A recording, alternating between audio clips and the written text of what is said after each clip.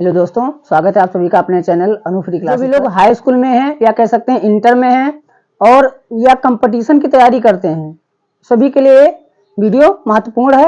ये क्वेश्चन जो है मोस्ट इम्पॉर्टेंट है। मैंने किताब से चुन चुन कर लिखा हुआ है। यहाँ पर लिखा है किस कवि को कवियों का कवि कहा जाता है। पेपर पूछा जाए किस कवि को कवियों का कवि कहा जाता है। ऑप्शन नंबर ए है शमशेर बहादुर सिंह को, बी ऑप्शन है धर्मवीर भारती और सी है रघुवीर सिंह और डी है इनमें से कोई नहीं। तो इसका राइट जो आंसर हो जाएगा वो ऑप्शन नंबर ये हो जाएगा, यानी कि शमशेर बहादुर सिंह को कवियों का कवि कहा जाता है। दूसरा प्रश्न है सुमित्रा नंदन पंत को किस कृति पर ज्ञानपीठ पुरस्कार मिला। ऑप्शन ए है स्वर्णधूल, बी ऑप्शन है लोकायतन, सी ऑप्शन है चिदम्बरा, डी ऑप्शन है युगवाणी। तो याद रखिएगा इसका राइट जो आंसर है ऑप्शन नंबर सी है, यानी कि सुमित्रा नंदन पंत को चिदम्बरा पर ज्ञानपीठ पुरस्कार मिला था। अगला प्रश्न देखिए, आधुनिक हिंदी साहित्य की पहली आत्मकथा के लेखक कौन माने जाते हैं। याद रखिएगा आधुनिक हिंदी साहित्य की पहली आत्मकथा के लेखक कौन माने जाते हैं। तो ऑप्शन ए है जयशंकर प्रसाद, बी ऑप्शन है बाबू श्याम सुंदर दास और सी ऑप्शन है देवेंद्र सत्यार्थी और डी ऑप्शन है हरिवंश राय बच्चन।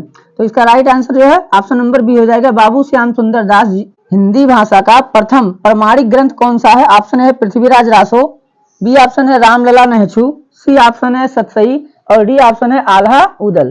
तो इसका राइट आंसर है जो ऑप्शन नंबर ये हो जाएगा पृथ्वीराज रासो, जो आदिकाल की रचना है। याद रखिएगा इतना आप लोग स्क्रीनशॉट लीजिए, फिर मैं और लिखवाता हूँ।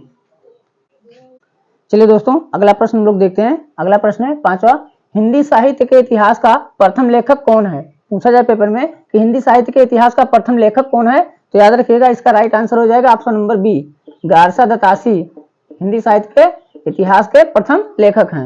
अब मैं बात करूं प्रश्न नंबर छठा, देखो अष्टछाप के कवियों में प्रथम नियुक्त कीर्तनकार कवि कौन थे। कीर्तनकार पूछा गया है कि प्रथम कवि कौन थे, तो इसका राइट आंसर जो हो जाएगा ऑप्शन नंबर ये हो जाएगा सूरदास। याद रखिएगा।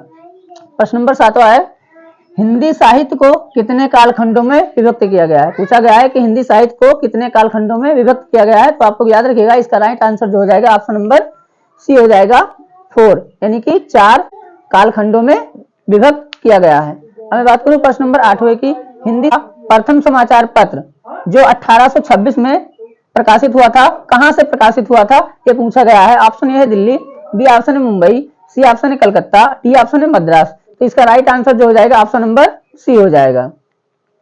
अब प्रश्न नंबर 9 की मैं बात करूं, लिखा है अर्धनारीश्वर नामक उपन्यास के रचयिता कौन है। अर्धनारीश्वर नामक उपन्यास के रचयिता कौन है। ऑप्शन नंबर ए है विष्णु प्रभाकर, बी ऑप्शन है धर्मवीर भारती, सी ऑप्शन है निराला और डी ऑप्शन है राही मासूल रजा। इसका राइट आंसर जो है वो ऑप्शन नंबर ये हो जाएगा विष्णु प्रभाकर। चलिए अगला प्रश्न देखते हैं। प्रश्न नंबर 10वां, अपभ्रंश को पुरानी हिंदी किसने कहा है। यानी अपभ्रंश को पुरानी हिंदी किसने कहा है। Option A Grierson, B option है श्याम सुंदर दास, सी ऑप्शन है चंद्रधर शर्मा गुलेरी और डी ऑप्शन है भारतेंद्र हरिश्चंद्र। तो इसका राइट आंसर जो है हो जाएगा option number C, Chandradhar Sharma Guleri कहा है। तो इतना आप लोग नोट डाउन कर लीजिए, फिर मिलेंगे अगली वीडियो में। Thanks for watching.